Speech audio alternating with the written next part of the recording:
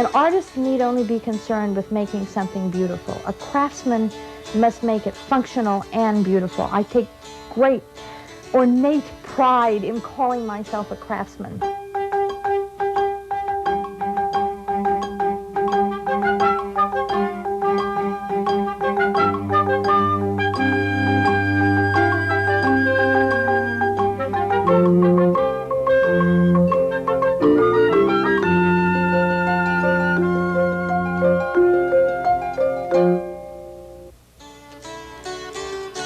Quilts were not always thought of as precious heirlooms. Old quilts were long used to perform humble functions, to catch dripping oil beneath cars, to wrap around moist pipes, sometimes to protect furniture during moving. In recent years, we've come to reassess quilts as fine and valuable art as well as craft, as collector's items, even as historical records. I'm Barbara Lee Diamondstein for Handmade in America. Sandi Fox, who lives in Los Angeles, the maker of dazzling quilts, has an unusual combination of talents.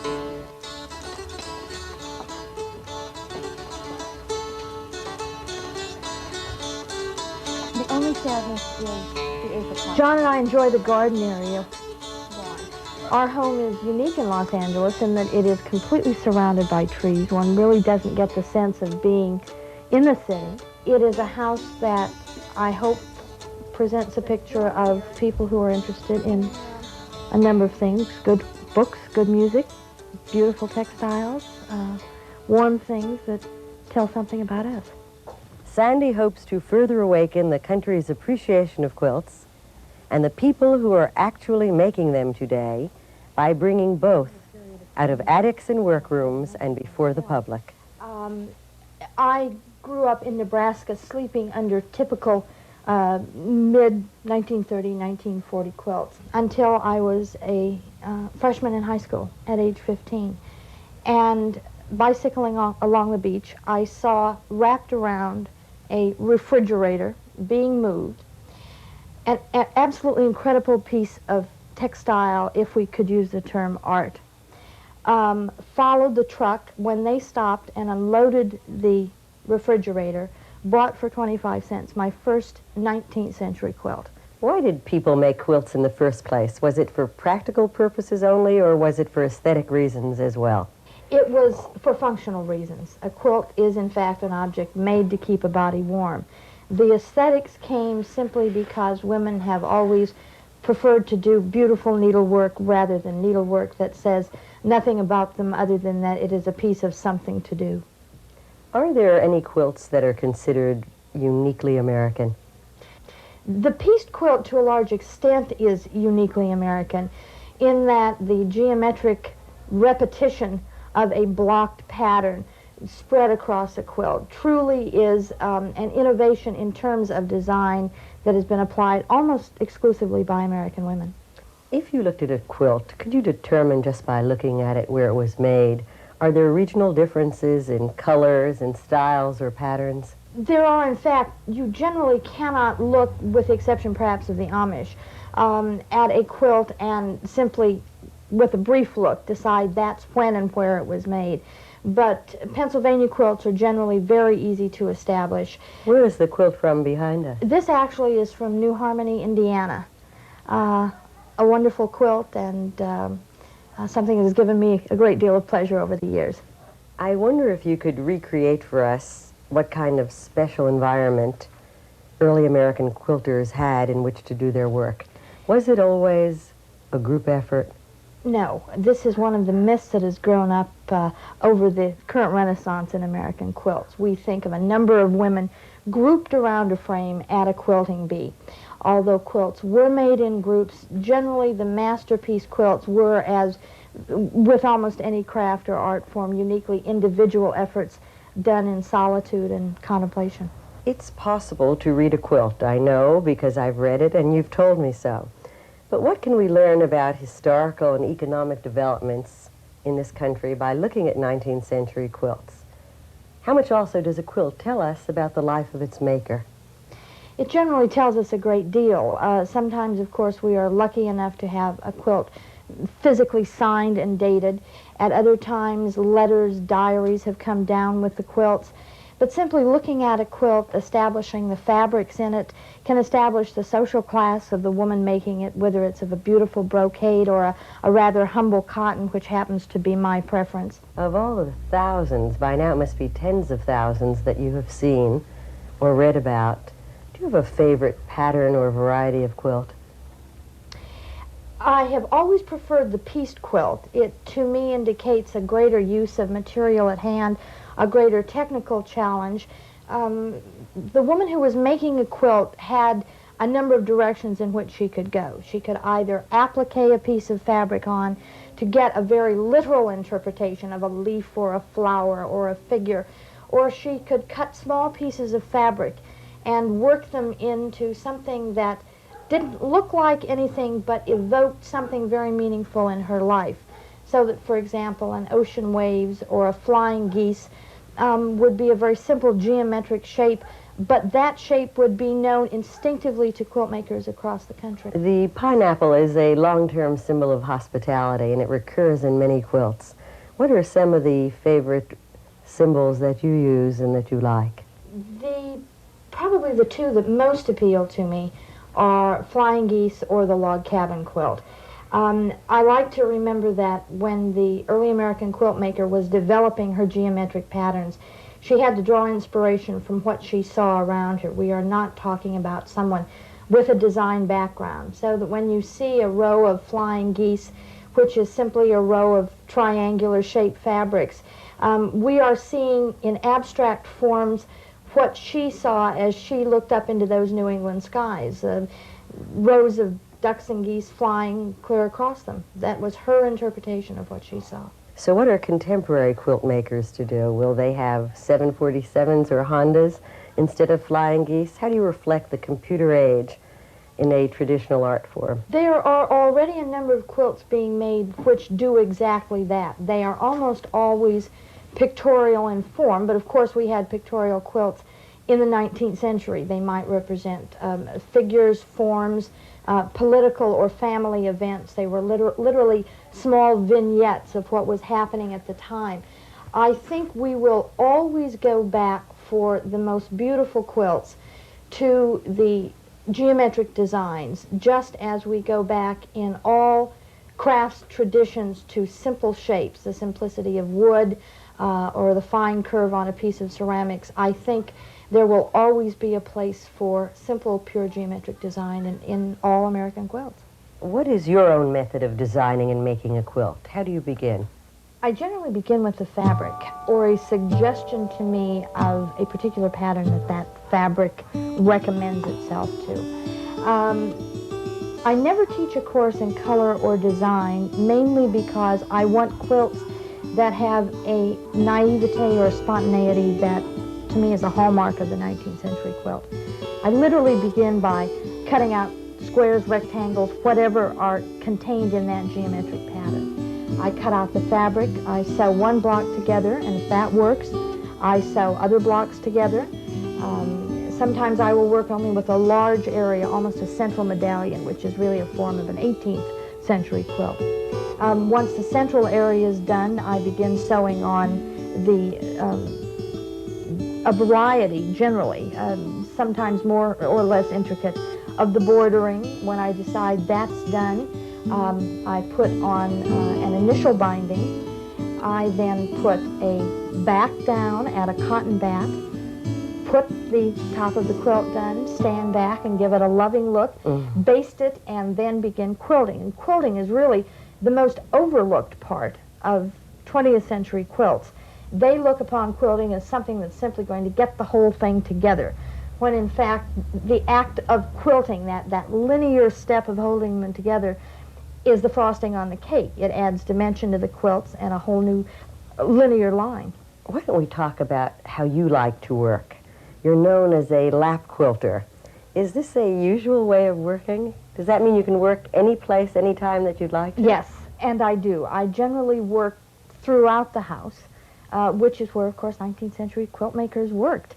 I do not have quilting bees. I do all the work by myself. I obviously don't use a sewing machine. We wouldn't even mention that word. How can you tell how old a quilt really is? I always like to say that you go through the standard things, which means you look at the fabric, you decide what era the fabric would have been made in, you look at the batt that was used, the pattern name, the quality of workmanship. What's the proper way to care for a quilt? For general care of quilts, the proper thing to remember is use but don't abuse. And when it comes to a 19th century quilt, in terms of its cleaning, its preservation, its conservation, its hanging, its general usage, when in doubt, do nothing. Cotton, the beauty of cotton is that patina that it attains when it is a used piece. So I don't want to see things folded away always in drawers, although they may be properly folded. Is it necessary to refold them so that the creases do not Yes, get undue stress? There are a number of things. They should be wrapped either in muslin pillowcases. They should have acid-free tissue paper. They should be aired regularly because textiles, after all, need to breathe.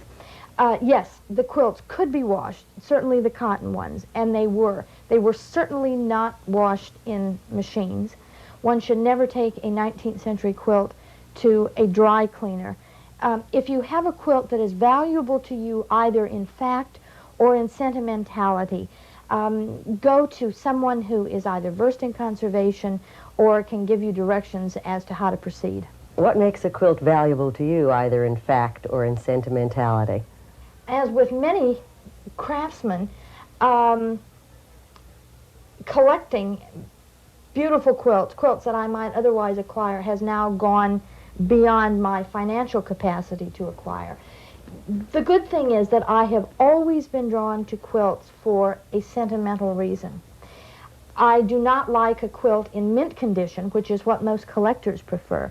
I like to see a little frayed edges. I want to know that bodies were kept warm, that it was passed from one generation to another, that it was in fact a functional item. That sentimentality, fortunately, comes at a slighter dear price than something that is in mint condition and is only graphic. Well, you have surrounded yourself with a number of beautiful things. Tell us something about the range and variety of things that you collect. We collected early, literally swap meets, flea markets. My husband has a very extensive early camera collection when you could still pick them up for 50 cents. Some of my favorite American tins, if I paid 50 cents, I was... Tins, boxes, Union Leader, cut plugs, Pedro cut plugs, American advertising, my collection of Edgeworth tobacco boxes. Probably my all-time favorite thing was the Rosewood Square grand piano, which I found on its side in a garage. When we found that it was going to cost $900 to rewire it, we decided at that point I would learn to live with it for a while. And after 20 years, I find that no matter how badly out of tune it is, I don't want it sounding like a beautiful Steinway. I want it to sound as I've grown to know and love it.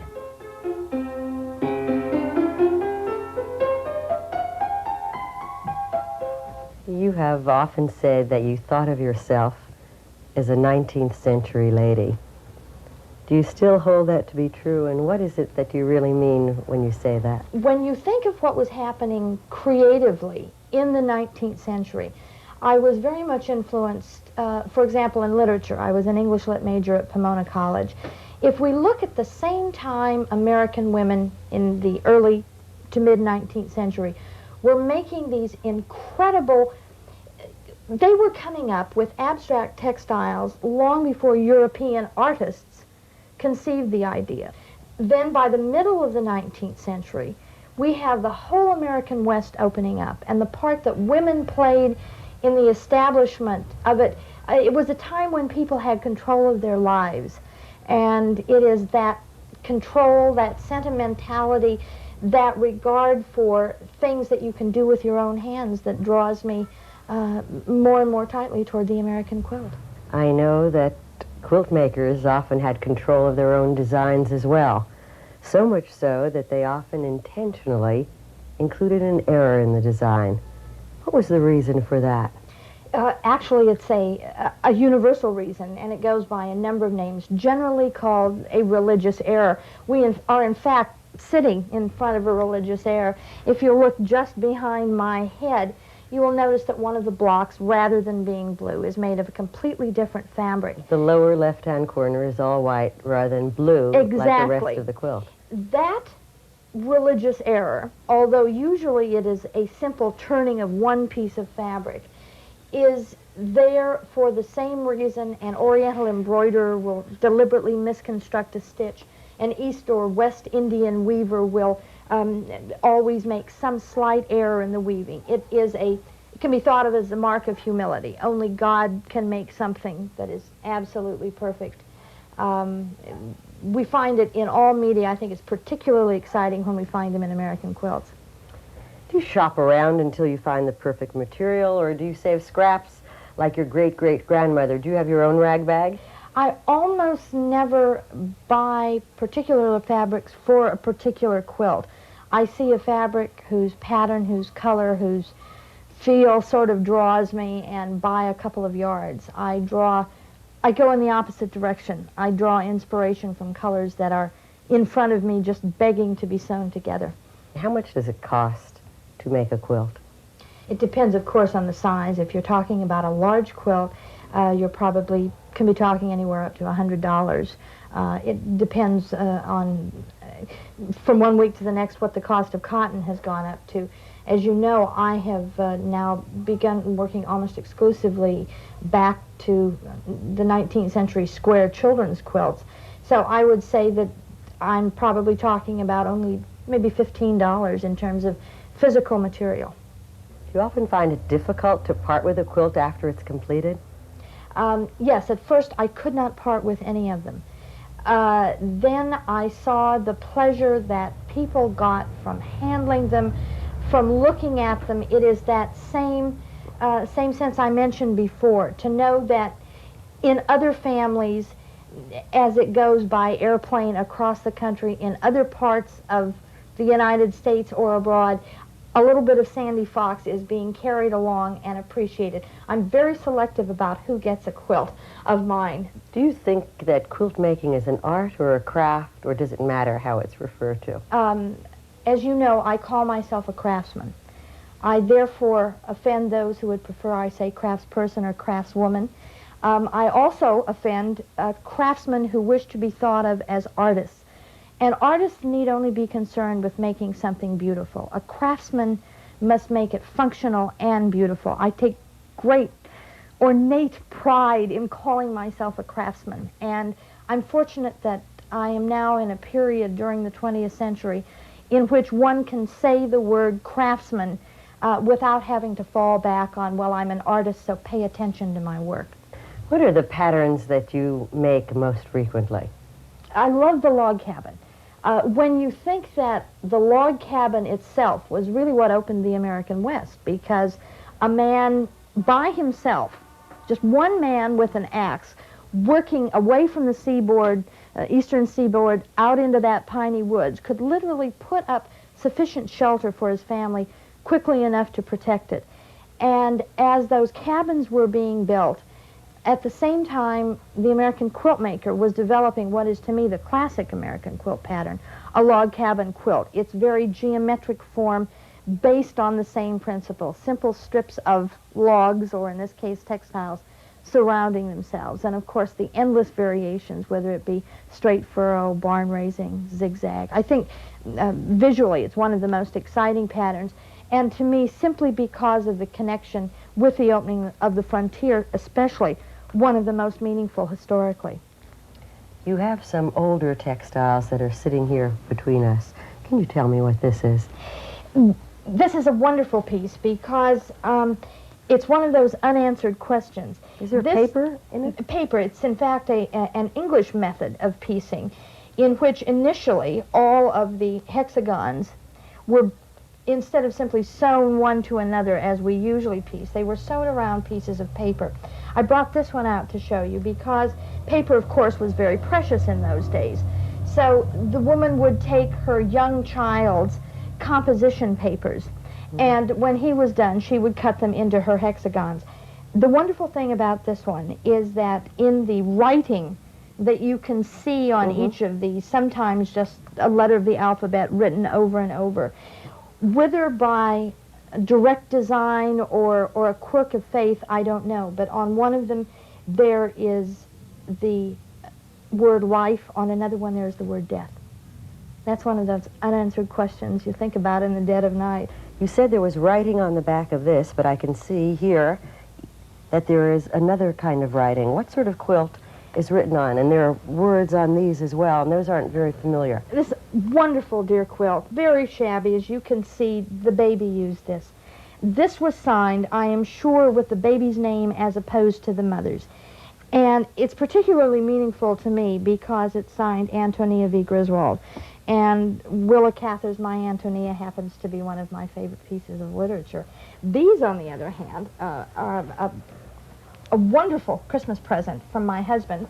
They are friendship blocks, an unfinished set, never put together, made before the second half of the century, around 1846. They were made for a favorite teacher, and everyone would sign them in the center, so that you are getting, in this particular set of blocks, the different ways of signing, because by this time they had ink. You have Some of them calligraphy as done well. were stamped wonderful. Some, as you can see, came out better than others. 1845. That's right. These were done in 45 and 46. The wonderful Spencerian script. Did you ever consider piecing these together? No. I never pieced together blocks that have come in this form or quilting a quilt top. That would be like going up to Gilbert Stuart's George Washington and finishing a bit of the bust line. I mean, this is, to me, exactly what it is. A set of blocks that were made for a purpose. It bound friends together. My hand on it would simply not be appropriate to me.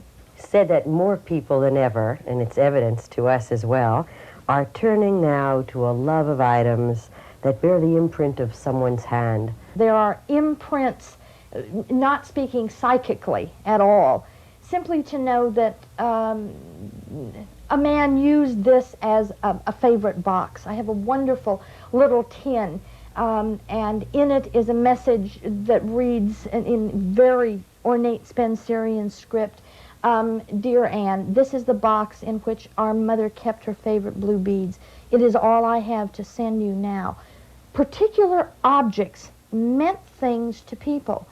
And if we allow children to grow up having around them only those things that can be replaced when they break, we're going to have a generation of people that don't understand the true meaning of the beauty of things handmade.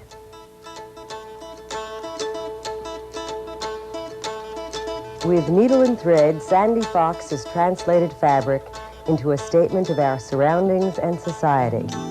Her finely crafted quilts, like those of her 19th century counterparts, add to our history. A history that, as a curator, she is trying to preserve and exhibit.